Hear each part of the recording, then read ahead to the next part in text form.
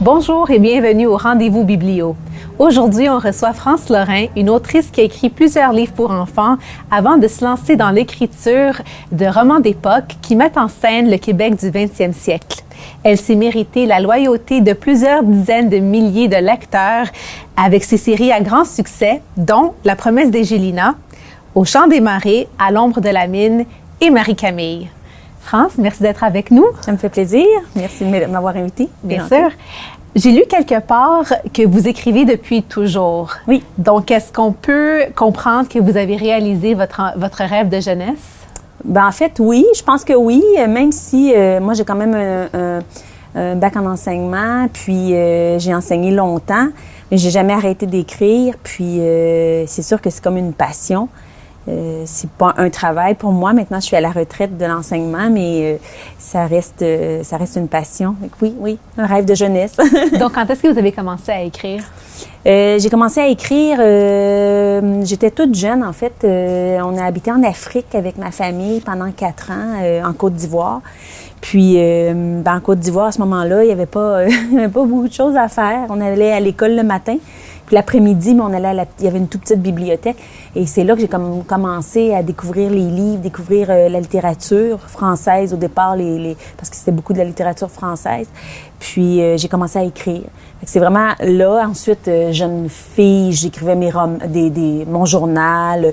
Et j'ai fait ensuite des concours, puis quelques articles dans des revues, Chatelaine, Reader's Digest. Puis après ça, je me suis lancée dans l'écriture de romans. OK. Et quand vous écriviez en Côte d'Ivoire, vous écriviez quoi?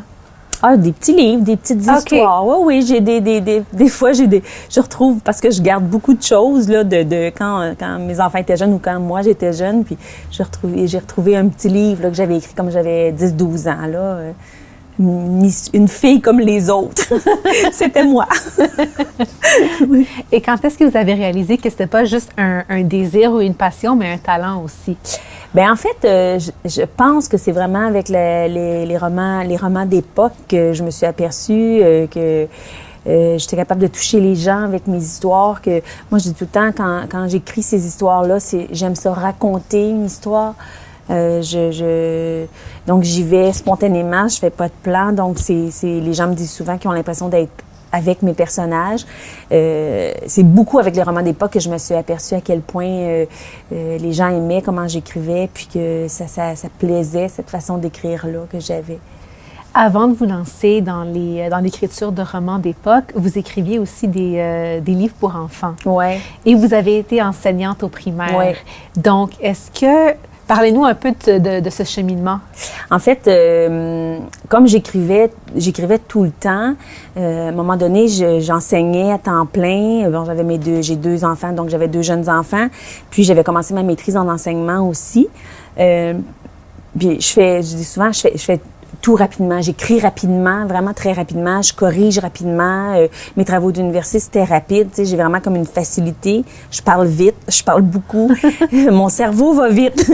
Donc, ça fait qu'à un moment donné, j'étais sur le bord de la piscine avec mes enfants. Il y avait 8-10 ans, puis je pense qu'ils s'obstinaient ou quelque chose comme ça. Puis ça a comme fait un flash dans ma tête. Puis j'ai vu comme une histoire, tu sais, un frère, une sœur et tout ça. Et c'est comme ça que j'ai écrit mon premier petit roman pour enfants. Mais ça m'a pris peut-être un après-midi. Et j'ai commencé à écrire pour enfants parce que je me disais, j'avais pas le temps d'écrire des briques de 400 pages. Mais c'est aussi, ça me permettait, de les lire à mes enfants, mes propres enfants. Et moi, évidemment, la littérature dans ma classe, ça a toujours pris une grande, grande place. Ce qui fait que j'avais les livres que j'écrivais, des fois, je les lisais à mes élèves avant qu'ils soient publiés. Je trouvais ça intéressant, là, tu sais, de faire le parallèle entre ma vie scolaire et ma vie d'écrivaine.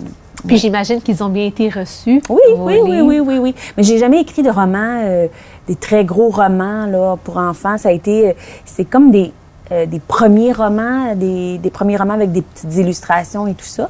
Mais oui, les enfants aimaient ça, oui. Et quels sont les thèmes que vous abordez dans vos romans pour la jeunesse? Ben moi, c'est autant dans mes romans d'époque, tu sais, il y a des choses, des drames et tout ça. Dans le roman jeunesse, je vais beaucoup plus dans l'humour. J'aime beaucoup toujours les liens familiaux parce que moi, je trouve que c'est vraiment la base, la clé de tout. Mais beaucoup d'humour.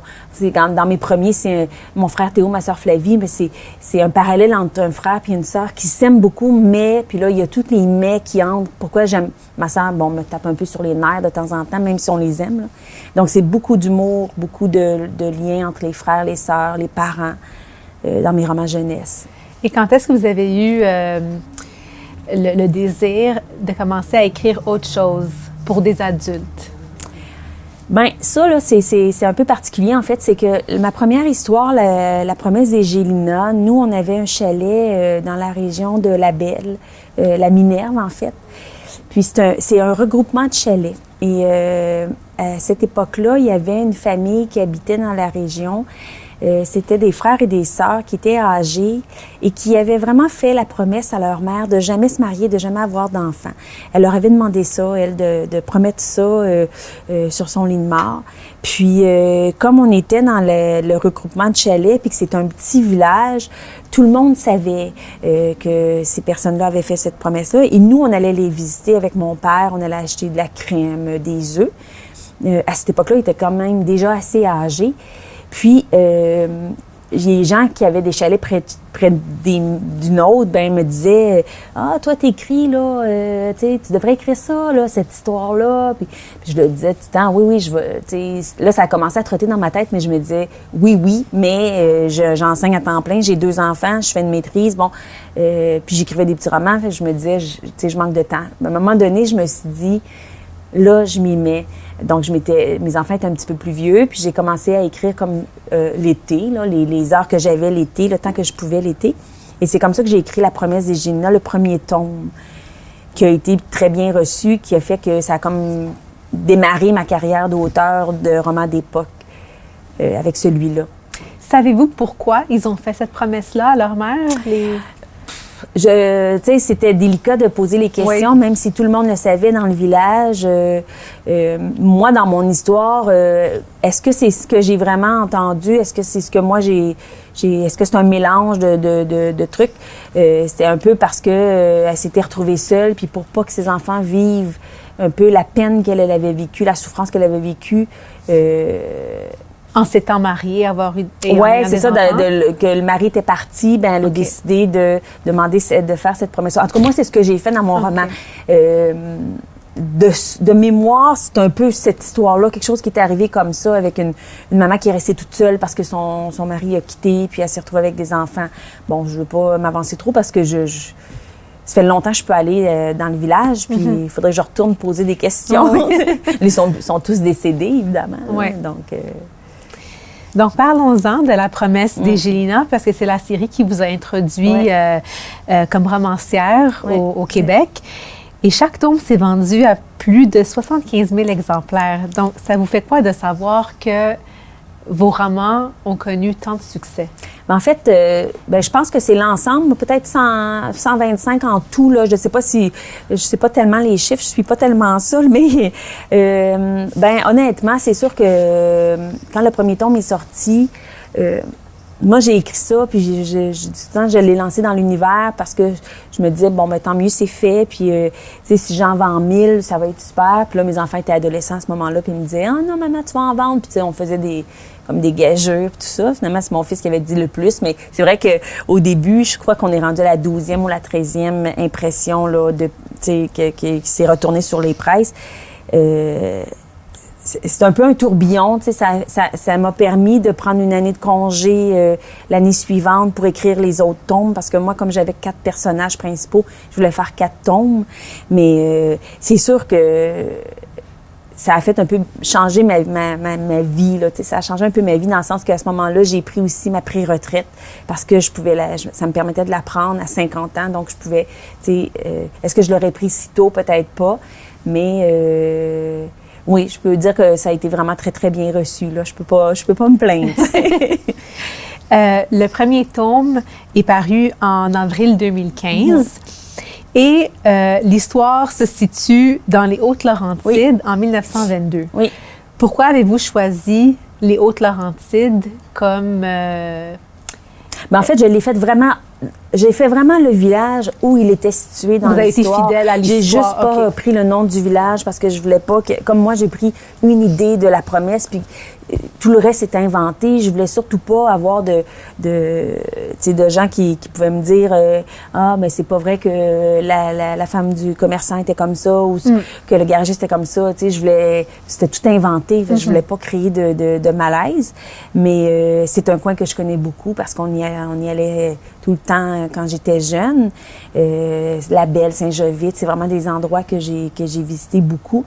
Puis moi, j'aime ça beaucoup, m'inspirer des lieux. Donc, en le connaissant, j'étais capable de même parler de la température, parler de ce qui nourrissait les gens dans ce coin-là. C'est un endroit que j'aime beaucoup aller. OK. Donc, la promesse d'Egelina, c'est justement une promesse que 4 enfants dans l'histoire ont fait à leur mère Rose lorsqu'elle était sur son lit de mort. Oui, oui. Donc, elle a demandé à ses enfants de ne pas se marier et de ne pas avoir d'enfants. C'est ça. Le premier tome, on suit les aventures d'Adèle, une des 4 enfants. Elle a 20 ans, elle rêve de devenir journaliste. Sans trop nous en dire sur l'histoire, parlez-nous un peu d'Adèle et de son parcours dans le livre. En fait, Adèle, c'est la 3e de la famille. C'est celle qui est la plus fonceuse, je dirais. Puis, c'est un peu cocasse dans le sens que quand j'ai eu terminé d'écrire le premier tome de La promesse d'Egelina, Adèle était enseignante. Parce que moi, je suis enseignante, puis je me disais, ça va être, tu sais, je connais ça, donc je vais la faire enseignante. Puis au moment où j'ai déposé que j'allais envoyer mon manuscrit à des éditeurs, il y a Jean-Pierre Charland, qui est un autre auteur de romans d'époque, qui a sorti une série qui s'appelait Félicité, qui racontait l'histoire d'une enseignante au début du 19e siècle. Du 20e siècle, pardon. Puis là, je me suis dit, je peux pas, moi, arriver avec un livre qui a le même thème. Donc, j'ai pris une année, j'ai attendu un autre été pour retravailler. Et c'est là que j'ai décidé de la faire journaliste, que Adèle deviendrait journaliste, parce que j'ai toujours aimé les mots, puis parce que c'est probablement quelque chose que j'aurais aimé faire, tu sais, si j'avais eu plusieurs vies. Des fois, je pense que j'en ai pas assez d'une, mais c'est sûr que ça, c'est quelque chose, un métier qui m'aurait plu beaucoup, journaliste. Donc, comme elle ne pouvait pas être enseignante, elle devient journaliste. Et elle devient journaliste un peu avant-gardiste, dans le sens que à cette époque-là, il y a eu des choses qui se passaient dans les régions au niveau des communautés, de la communauté juive, qui étaient mal reçues. C'était difficile, ça commençait parce qu'on commence un petit peu, on approche de de la Deuxième Guerre mondiale à un moment donné. Puis c'est sûr que là, il y a plein tu sais, moi, je fais beaucoup de recherches de ce qui se passait dans la région où je situe mon histoire. Puis je voyais des choses qui étaient comme un peu, mon Dieu, c'est que ça me surprenait beaucoup. Donc, Adèle a un peu de moi dans le sens que elle fait beaucoup de recherches. Puis quand elle voit quelque chose qui est pas illégal, mais quelque chose qui la révolte ou qui est offusquant, elle va aller jusqu'au bout pour faire la part des choses, puis essayer de nommer ça dans les journaux. Puis, elle rencontre un certain jeune homme à un moment donné dans l'histoire. Qu'est-ce que vous pouvez nous dire là-dessus? Bien, ce que je peux dire, c'est que dans le fond, ces 4 enfants-là ont fait la promesse à leur mère de jamais se marier, de jamais avoir d'enfants. Ils ont fait ça dans mon livre entre 9 ans et 15 ans, ce qui fait qu'en 1922, moi, on fait un saut après une ellipse. Dans le fond, ça commence à 1922, ils font la promesse. Mais en 1930, l'histoire commence avec Adèle qui a 20 ans. Faire une promesse à 15 ans, 12 ans, 9 ans, c'est facile, tu sais, quand maman va mourir puis tout ça. Mais quand tu arrives à 20 ans, c'est sûr qu'en 1930, les femmes, c'était on se mariait puis on avait beaucoup, beaucoup d'enfants. C'était pas maman allait travailler. Donc, Adèle, évidemment, à 20 ans, a des besoins amoureux, de tendresse et tout ça. Et elle rencontre quelqu'un. Ce que je peux dire, c'est que parmi les 4 enfants, il y en a un de ceux-ci qui va briser la promesse. Un peu comme ce qui est arrivé dans la vraie histoire. Il y a quelqu'un un des enfants, ils étaient 5, mais Est-ce que ça sera Adèle? Je peux pas vous le dire. Ce que je peux vous dire, c'est qu'effectivement, rencontre quelqu'un. J'essaie, moi, j'aime pas tellement écrire des livres qui sont à l'eau de rose, un peu trop harlequins, là. Donc, j'essaie que ce soit assez réaliste aussi, là, dans mes histoires d'amour, malgré l'époque. Mais les femmes n'étaient pas tout le temps... Il y avait des femmes qui étaient plus fonceuses que d'autres à cette époque-là. Pas la majorité, bien sûr, mais Adèle en est une. Quels sont certains thèmes qui sont abordés dans ce livre-là et dans la série au complet? Bien, c'est sûr que dans la série au complet, on a la fratrie, là, c'est les relations familiales. C'est comme un huis clos. Ces 4 enfants-là vivent dans la même maison. Ils sont un peu sous le joug de Florie, qui est celle qui était la plus vieille au moment où elle a fait la promesse, où ils ont fait la promesse. Et Florie, c'est comme la gardienne de la promesse. Et c'est comme tout un petit... C'est comme le village, la famille, tout le monde sait ce qui s'est passé. Alors, les autres, c'est comme... Ils sont vraiment comme dans leur relation entre eux. C'est haine, amour, parce que ils vieillissent, puis... Ils se rendent compte que ce qu'ils ont promis enfant, c'est pas si facile. Mais on a Florie qui, elle, est déterminée à ce que cette promesse-là soit respectée. Donc, c'est beaucoup, beaucoup la vie familiale, la vie des gens autour. C'est un petit village. On connaît aussi les gens autour, dans le village, les autres personnages qui composent cette espèce de petit lieu-là qui a peut-être, je sais pas moi, 800 habitants dans le temps, là. Mais sur des terres, donc on est éloignés un de l'autre. Puis on travaille beaucoup l'agriculture, évidemment. C'était l'agriculture dans les Hautes-Laurentides. On a Édouard qui, lui, va ouvrir une beurrerie dans son village. Donc, tout tourne autour de ça, là. Édouard, c'est le protagoniste du deuxième tome. Oui, c'est ça. Oui. Édouard, c'est le deuxième. C'est le deuxième aussi en âge dans la fratrie. C'est un homme qui, de mémoire, avait quelque chose comme 13-14 ans quand il a fait la promesse et grandit. En fait, je peux dire aussi qu'ils rencontrent tous quelqu'un à un moment donné. Ils vont tous rencontrer une personne avec laquelle ils vont tomber en amour. Et pour Édouard, c'est Clémentine? Ben, pour Édouard, c'est Clémentine. Puis Édouard, ben comme il peut pas se marier, il peut pas avoir d'enfants, décide d'aller à l'école de Saint-Hyacinthe apprendre le métier de beurrier. De maître beurrier, et décide d'ouvrir une laiterie-beurrerie dans son village. Dans le tome d'Édouard, moi j'aime beaucoup, probablement que ça vient de ma vie en Côte d'Ivoire, j'aime beaucoup intégrer des gens de différentes nationalités dans mes romans. Donc dans La promesse des Gymnas, on a James qui est un grand noir jamaïcain, qui parle à peu près pas français, qui arrive au village avec tout ce que ça implique. En 1930, un grand noir qui arrive dans un village où on n'a jamais vu ça. Je pense tout le temps, on a peur un peu de l'ignorance. On est ignorant, on a peur de l'inconnu. Ce qu'on connaît pas, ça nous fait peur. Sans que ce soit du racisme, c'est juste ça aussi dans certains cas, dans les personnages là, qui interagissent avec James. Et James devient très, très important pour Édouard. Et dans cette série-là, dans ce tome-là aussi, je travaille beaucoup. Il y a un personnage qui fait du diabète juvénile. Moi, j'ai un garçon qui est devenu diabétique à l'âge de 16 ans, du jour au lendemain, avec insuline et se piquer 200 fois par jour sur le doigt, là. Donc, c'est sûr que ça fait beaucoup de chamboulements dans une famille. Et j'aime beaucoup... je me réfère beaucoup à ma vie, c'est sûr. Donc, j'ai voulu intégrer un personnage dans le tome 2 qui faisait du diabète juvénile, avec ce que ça impliquait dans ces années-là, si, l'insuline venait juste d'être découverte. Ça venait juste d'être découvert. Puis, avant, en faisant les recherches, je m'apercevais à quel point c'est une maladie. C'est encore une maladie qui est extrêmement difficile, surtout le type 1. Je pense, le type 2 aussi, mais le type 1 ne peut pas être guéri, ne peut pas être contrôlé autre que par de l'insuline injectée. Donc, ça m'a permis de voir un peu le parcours des médecins aussi qui ont fait ces découvertes-là. Donc, ça, c'est pour mon tome 2. OK. Le tome 3 suit les aventures de Florie, qui est la plus vieille des 4 enfants. Et là, on tombe en 1938.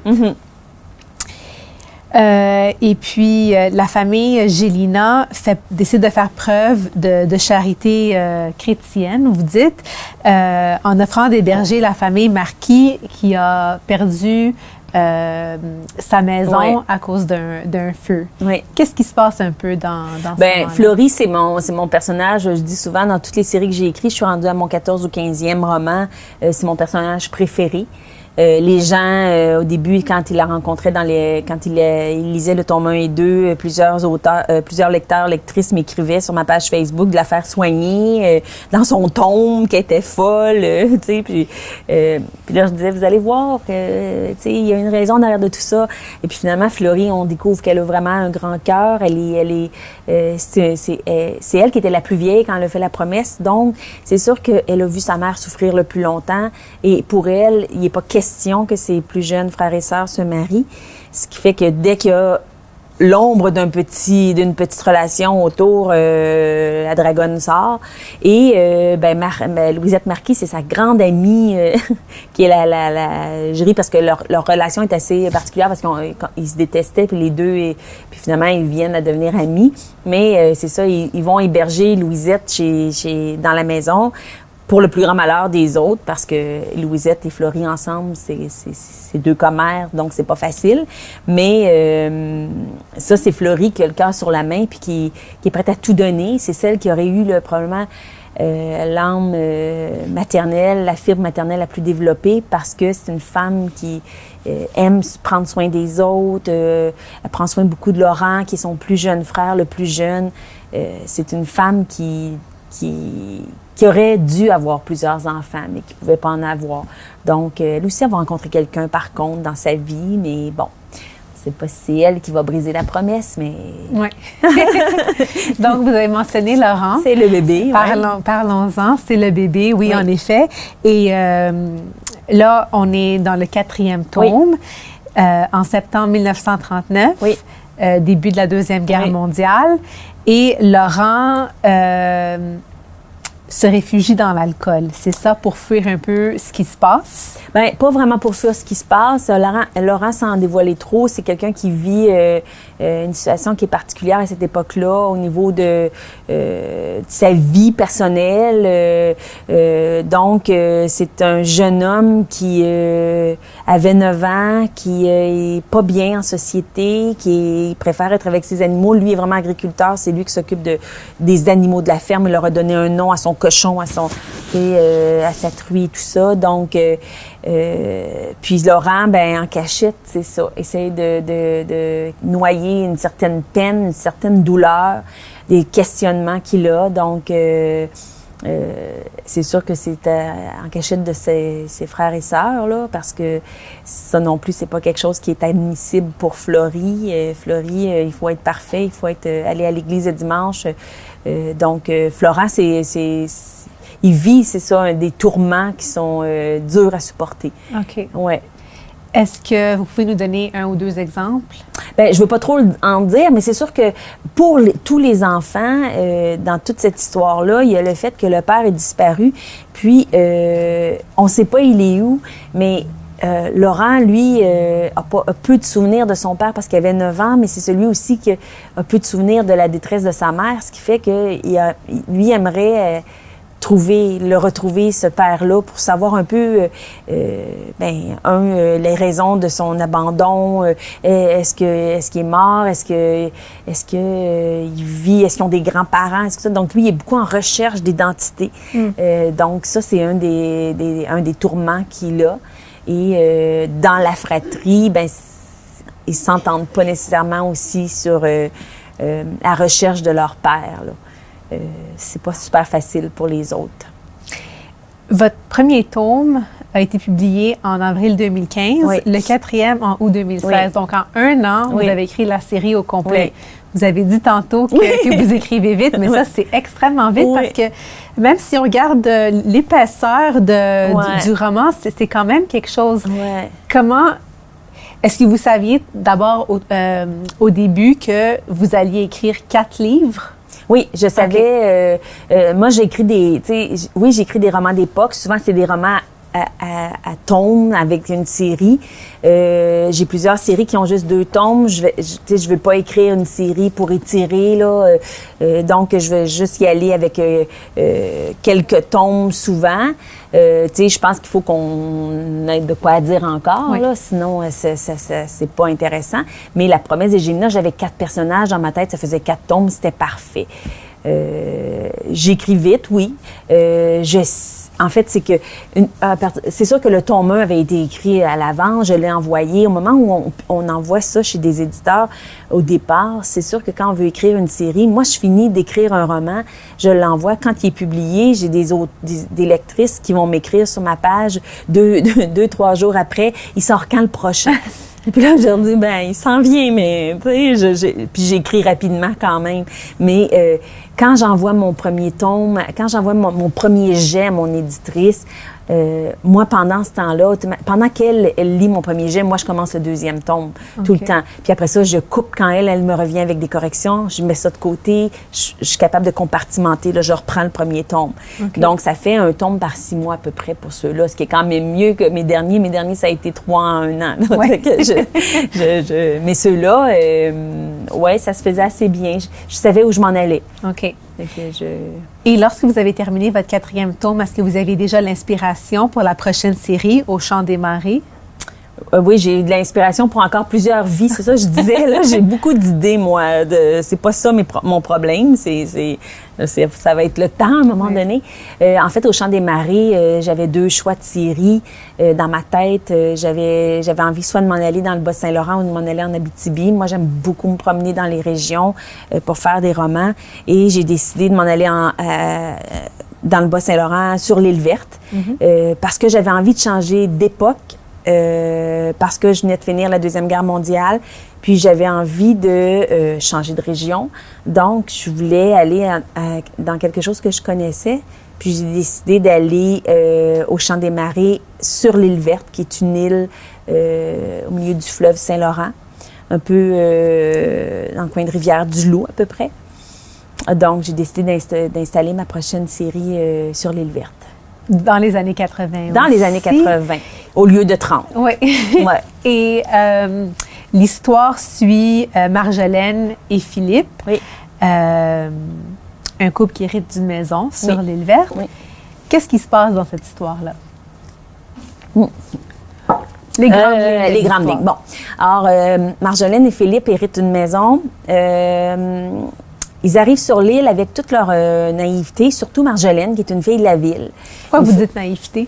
Parce que Marjolaine, si vous connaissez l'île verte, si vous êtes allé sur l'île verte, c'est encore un peu la même chose. C'est que sur l'île verte, c'est une île où il n'y a pas d'épicerie, il n'y a pas de dépanneur, il n'y a pas de station-service, il y a un infirmier, mais il n'y a pas rien. Il n'y a pas rien. Il y a beaucoup, mais il n'y a pas de commodité là, pour aller... j'ai envie de me commander une pizza, là, non, je peux pas me commander une pizza sur l'île verte. Ce qui fait que Marjolaine, elle arrive là avec toute cette naïveté-là de penser que ça en va sur l'île verte, ça va être beau, on va regarder les oiseaux, on va regarder les papillons. Mais à un moment donné, c'est rude l'île verte. Puis moi, j'ai la chance d'avoir une cousine qui a été élevée sur l'île verte. En fait, la sœur de mon père a élevé ses enfants sur l'île verte, sa famille sur l'île verte. Donc, j'y suis allée souvent et j'ai parlé beaucoup avec ma cousine. J'ai parlé avec des gens du coin, des gens natifs de l'île. Et c'est comme ça que j'ai un peu pris certaines anecdotes et certains faits qui font que quand Marjolaine et Philippe décident qu'ils veulent ouvrir un gîte sur l'île verte, dans la Maison Rouge, c'est pas bien vu de la part de tous. Pourquoi? Parce que à ce moment-là, puis c'est un peu ce que me racontait ma cousine, c'est qu'à ce moment-là, il y a des gens qui avaient peur que l'île devienne une île très, très touristique.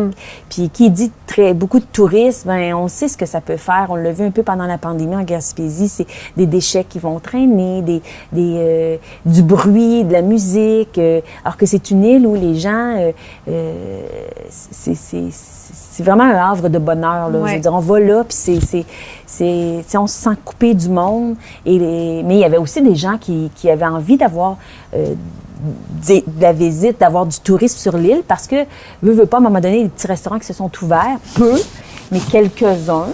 Il y a aussi, ça permettait aux gens de louer leur maison, parce que quand tu as été élevé sur l'île, tu n'as peut-être pas nécessairement envie de rester tout l'été sur l'île. Donc, si tu veux sortir de l'île, tu pouvais louer ta maison. Alors, Marjolaine et Philippe, eux, se butent un peu à ça, à cette espèce de dichotomie de gens qui veulent, il y en a qui veulent pas. Et, il y a aussi tout, dans ce premier tome-là, toute il y a une question, moi je disais tout le temps, je reviens beaucoup avec la fratrie, avec les relations familiales. Marjolaine, elle a une grande sœur qui s'appelle Sophie, qui habite dans l'Ouest canadien, qu'elle n'a pas vu depuis 5 ans, et n'ont pas de nouvelles depuis 5 ans. Et elle avait un frère qui est décédé dans un accident. Et elle met le blâme de cet accident-là sur sa grande sœur, ce qui fait qu'il y a comme une coupure qui s'est faite entre les deux sœurs. Et elle arrive sur l'île avec son père, qui les accompagne.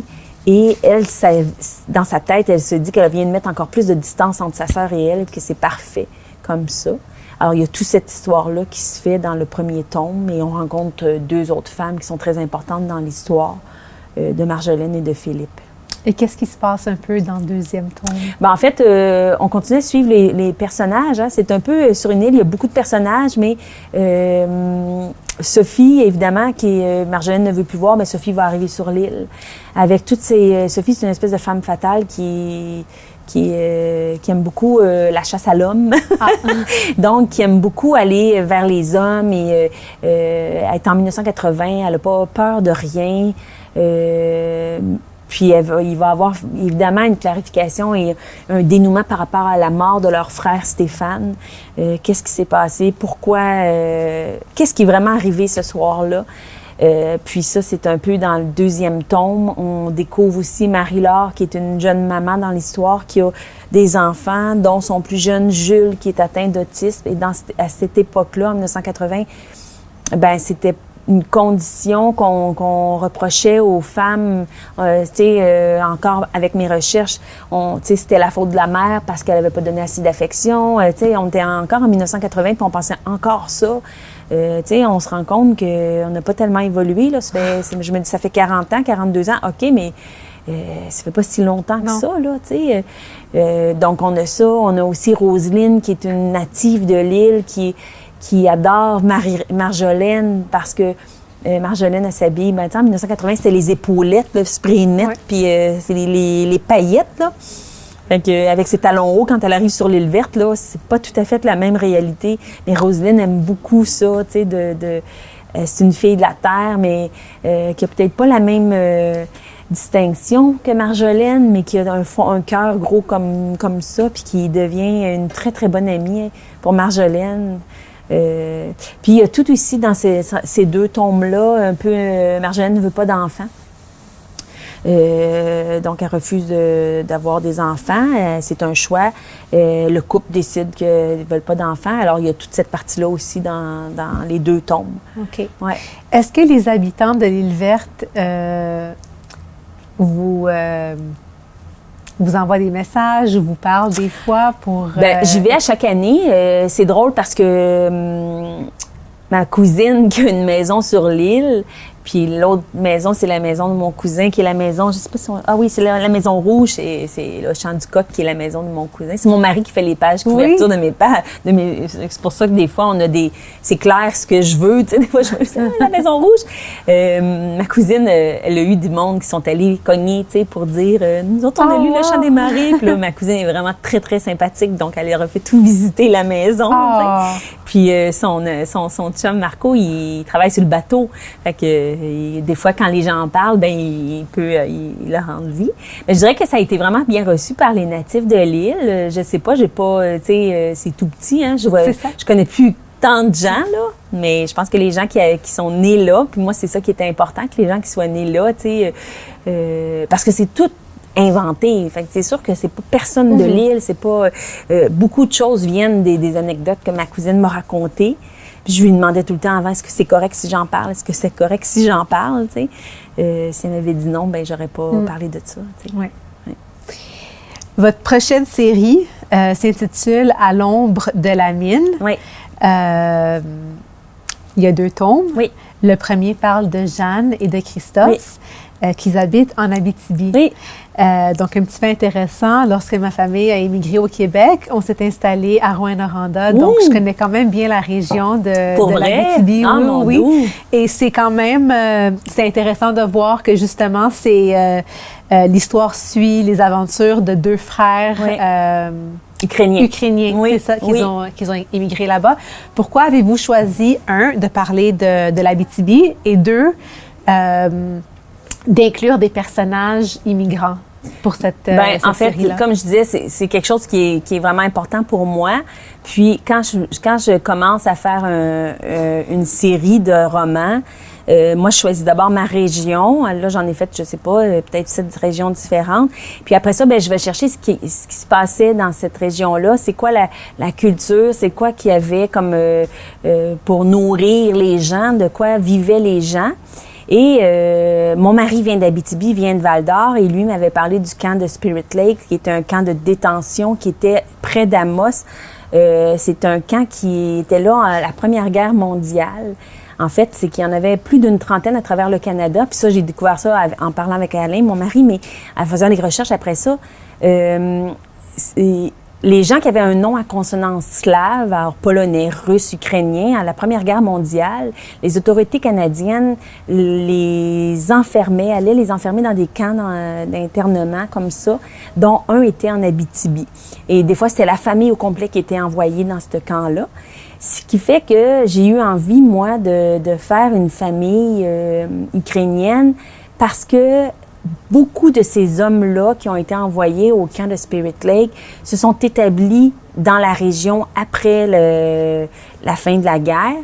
Et c'est sûr qu'en faisant mes recherches, puis je le savais aussi à cause de mon mari, mais je me suis aperçue bien sûr que la mine jouait un très gros rôle dans la vie de l'Abitibi, je veux dire, en Abitibi, c'est des mines.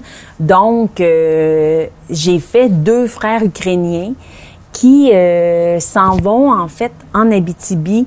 Pourquoi? Parce que leur père a été interné à Spirit Lake et il s'est enfui de Spirit Lake et il a été assassiné après sa fuite.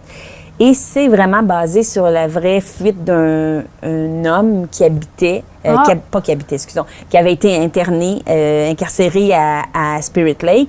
Et cet homme-là, qui s'appelle Igor, je peux pas dire son deuxième nom, là, c'est un nom slave.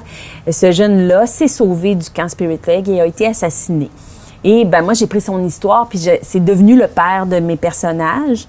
Et ils s'en vont tous les 2, Marek et Christophe, et ils s'en vont pour ça au départ, pour aller trouver le meurtrier de leur père, rencontrent l'amour, se marient tous les 2 avec des Québécoises, Charlotte pour Marek, puis Jeanne pour Christophe.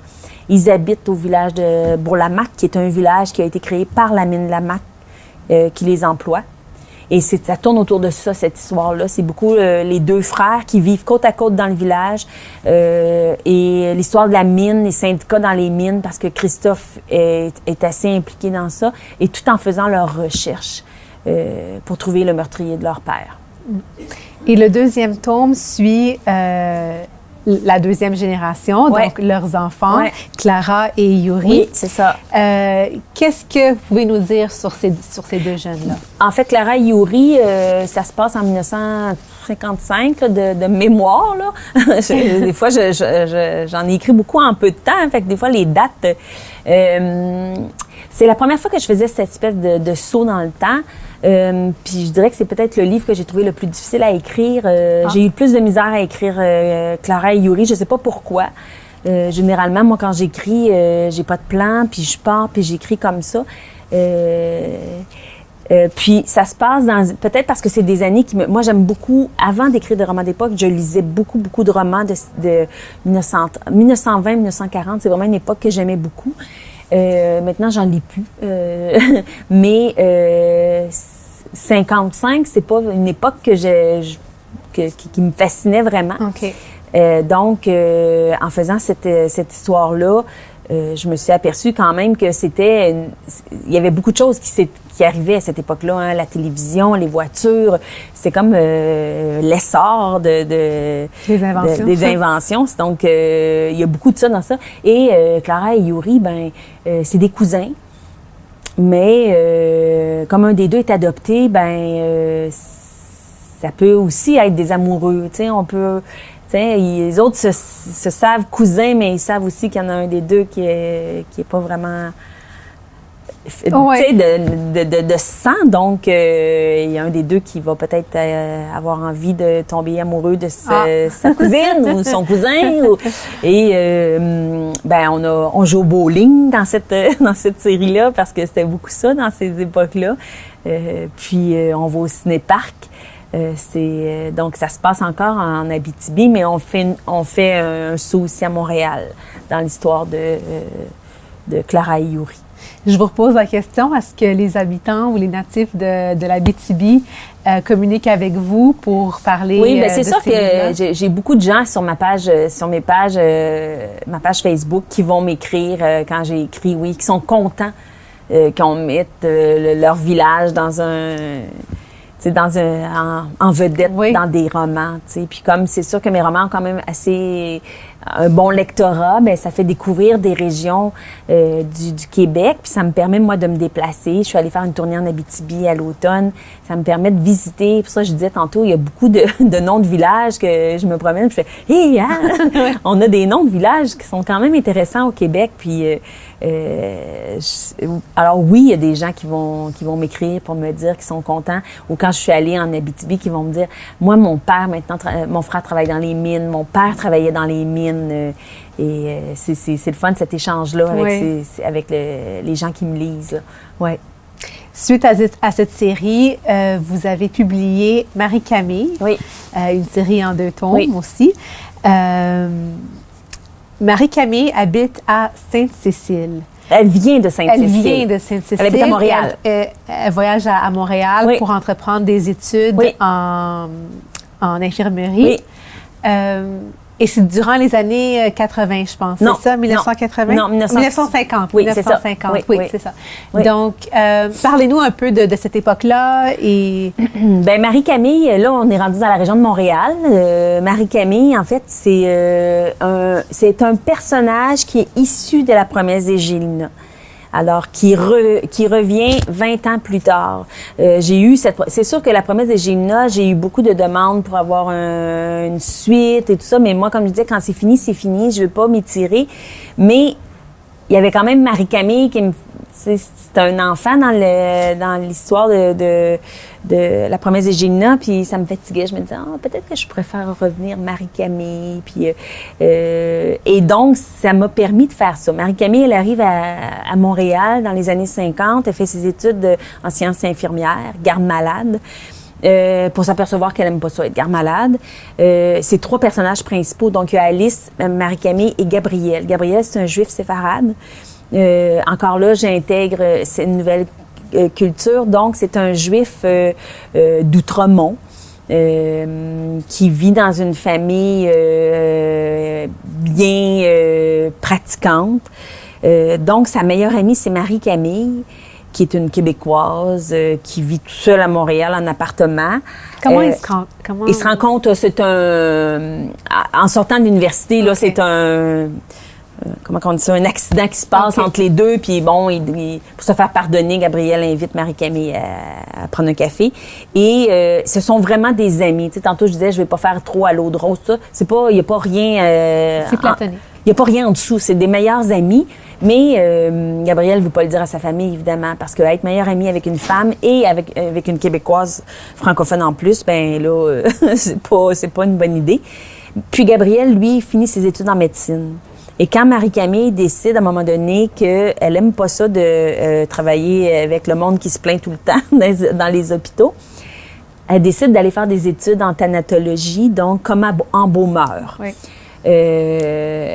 Évidemment, dans son village, ça va choquer, ça choque les gens parce que en réalité, l'école des embaumeurs qui se trouvait à l'Université de Montréal, dans le pavillon qui est maintenant le pavillon de médecine dentaire, cette école-là a ouvert en 1959, là, de mémoire. Pour les besoins de mon histoire, Marie-Camille se met à fréquenter l'école en 53, 54. Je dis ça comme ça, mais avant. Et Marie-Camille se retrouve seule comme étudiante féminine, évidemment, au milieu d'un groupe d'hommes. Gabriel décide qu'il n'aime pas ça être médecin lui aussi, décide aussi de s'en aller étudier avec Marie-Camille. En thanatologie. En thanatologie. Et il y a tout ce qui se passe, évidemment, le groupe d'hommes qui vont faire, qui vont donner des parties du corps et qui vont mettre ça devant Marie-Camille pour la faire réagir, en pensant qu'elle va tomber dans les pommes. Il y a tout ça, là, tu sais, de cette espèce de qu'est-ce que tu fais ici, c'est pas ta place. Du sexisme. Ben oui, là, puis je pense que ça allait avec son époque, là. C'est, tu sais, quand les femmes qui ont brisé les plafonds de verre, comme on dit, on subit l'ironie et donc Marie-Camille, c'est ça, mais Marie-Camille, elle a la couenne solide, elle a elle est forte, donc elle décide de poursuivre ses études-là avec Gabriel. Et le troisième personnage, c'est Alice. Mais Alice, elle, au contraire de ses deux amies, est un peu... elle dérive un peu dans sait pas quoi faire de sa vie. Elle est serveuse dans un café où elle a rencontré Marie-Camille. Consomme certaines drogues illicites qui, tu sais, dans ces années-là, ça commence. Donc, c'est pas évident pour elle, là. Okay. Ça, c'est mon trio, là, vraiment, là. Ouais. Et dans le deuxième tome de Marie-Camille, on retrouve les membres de la famille Gélina. Oui, un peu. En fait, on les voit un peu, là. Même dans le premier tome, il y a des petits sauts quand Marie-Camille retourne dans son village à Sainte-Cécile. Ben c'est sûr que là, on voit les personnages de la famille Gélina. Puis c'est drôle parce qu'il y a des gens qui m'ont connue avec Marie-Camille, puis qui connaissaient pas La promesse des Gélina, tu sais. Puis il y en a d'autres qui ont lu Marie-Camille, qui ont lu d'autres livres à moi. Puis quand je vais dans les salons du livre, qui vont me dire, puis je leur explique que Marie-Camille, ben c'est comme un personnage qui est sorti, puis là, ils sont comme, oh mon doux, tu sais. Donc, on peut le lire individuellement, mais oui, c'est très agréable de faire revivre Florie. Et dans ce deuxième tome-là, Marie-Camille, Gabriel et Alice subissent certains bouleversements. Pouvez-vous nous en raconter un?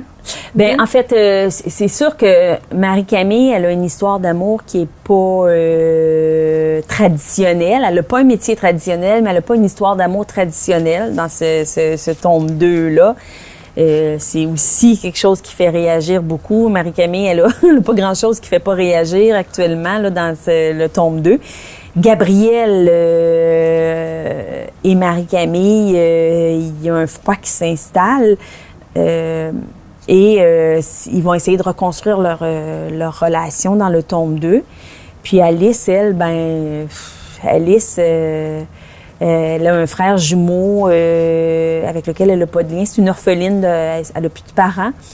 Et Alice est obligée elle essaye de tenir la tête dehors de l'eau dans tout ça, mais c'est pas évident pour elle là, d'être confrontée au fait que ses deux amis sont très performants.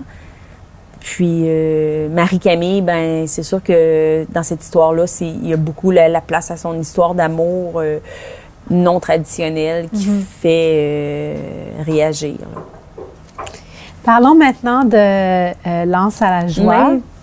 Une série en 3 tomes qui suit les aventures des jumelles Simone et Madeleine en Gaspésie en 1934. Oui. Pourquoi la Gaspésie? Ah ben là, je suis rendue là. En fait, pourquoi la Gaspésie? J'étais jamais allée en Gaspésie. Honte à moi. Quand j'y pense, des fois, je me dis... Et en 2019, pas avec la pandémie, nous, 1 an avant la pandémie, on est allé passer nos vacances d'été en Gaspésie.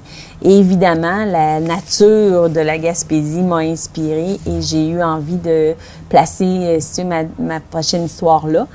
Et donc là, comme toujours, j'ai fait ma recherche et tout ça pour voir que ce qui se passait en Gaspésie en 1934, c'était la pêche à la morue.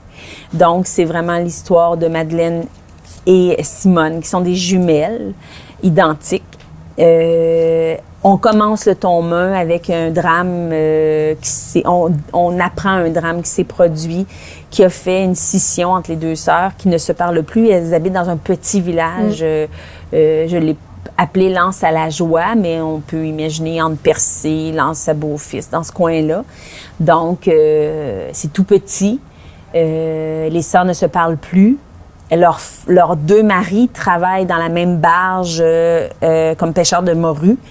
Ils peuvent pas dire dans ces époques-là, ben moi je m'en vais, je vais aller travailler ailleurs. Non, c'était ça le travail, puis de te construire une barge, de t'acheter une barge, financièrement, c'était pas possible. Donc, on a les deux hommes qui travaillent ensemble, qui sont fâchés un avec l'autre, surtout un, là, qui donc se parle maintenant seulement de poissons, alors qu'avant, c'était aussi des amis. Et on a les sœurs qui ne se parlent plus.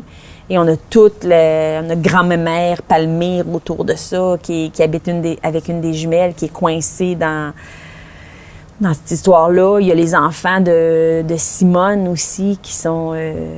c'est ma tante Madeleine, ma tante Maddy, mais là, ils peuvent plus lui parler. Donc, oui, c'est ça. Et puis, votre tout dernier, Sur la route du tabac. Oui. Il a été publié juste le mois dernier. Oui, le 2 mars. En mars. Oui, le 2 mars. Sur la route du tabac, ça se passe dans l'Anaudière, ma région maintenant adoptive. Et c'est l'histoire d'une famille de tabaculteurs, la famille Veilleux, qui vit dans ce village-là, qui est le village de Saint-Thomas, qui existe vraiment, et cultive des champs de tabac. Et en faisant mes recherches, je me suis aperçue, même si ça fait 30 ans que je vis dans l'Anaudière, que je ne savais pas, moi, que c'était la région où on cultivait, je pense, 90% du tabac au Québec à l'époque. Puis quand j'en parle maintenant, les gens me disent « Ouais, oui, moi, mes frères, ils partaient en autobus puis ils s'en allaient travailler dans... » Ah bon, OK, moi, je savais pas, t'sais. Maintenant, il reste un cultivateur de tabac, M. Janson, qui a été vraiment très sympathique et que j'ai rencontré à quelques reprises. Je suis allée voir ses champs, lui est à l'Assomption. Sinon, tous les autres tabaculteurs n'existent plus. Et on a cette famille-là qui sont Eugénie et Théodore avec 5 enfants, dont Violette qui habite à Mascouche, ma ville à moi, mais elle s'est mariée, donc elle habite à Mascouche. Et les autres habitent encore à la maison. Et en même temps, à Joliette, à cette époque-là, il y avait un camp d'entraînement, un camp militaire, un camp d'instruction pour les soldats. Puis, ça se passe en 1943 au départ. Donc, cette année-là, il y a un contingent de 50 femmes soldates qui s'en vient pour se faire former au camp militaire de Joliette. Et ça débute vraiment avec les réactions de la famille Veilleux en lien avec ça, parce que des femmes soldates à cette époque-là, c'était pas très bien vu. On considérait que c'était des femmes qui étaient, tu sais, un peu olé, prête à aller avec n'importe qui, puis fumer, boire. Donc, ça crée un peu d'émotion là, dans la région. Mais c'est sûr que pour les jeunes de la famille Veilleux, ça, c'est intéressant parce qu'au camp, il faut comprendre qu'au camp militaire, il y avait beaucoup d'événements qui étaient faits avec les civils. Ils faisaient des danses, ils faisaient des bingos, des parties de baseball, des choses comme ça. Et en fait, toute l'histoire, au départ, le prologue de l'histoire, c'est qu'on apprend qu'il est arrivé quelque chose lors d'une danse. Et ça prend presque la moitié du livre avant de savoir de qui est la jeune fille qui parle au départ, puis qu'est-ce qui est arrivé vraiment à cette danse-là du 13 août. Donc, on a toute l'histoire de la famille, mais on attend un petit peu le suspense de savoir qu'est-ce qui s'est passé vraiment, là. Et c'est une série qui va être publiée en combien de tomes? 3 tomes. 3 tomes. Oui. Le prochain sort le 1er juin. Okay. Et le dernier sort en septembre. Je suis en train de finir. Il doit me rester un chapitre ou 2 à écrire pour le tome 3. Ah. Est-ce que vous pouvez nous donner un petit scoop sur le contenu du tome 2? Bien, le tome 2, on suit encore les mêmes personnages. On suit toujours 3 femmes du camp militaire, Marguerite, Marie-Reine et Charline. Et ben là, on a des enfants de la famille Veilleux qui se sont mariés, qui ont quitté. Il y en a d'autres qui ont quitté pour d'autres raisons.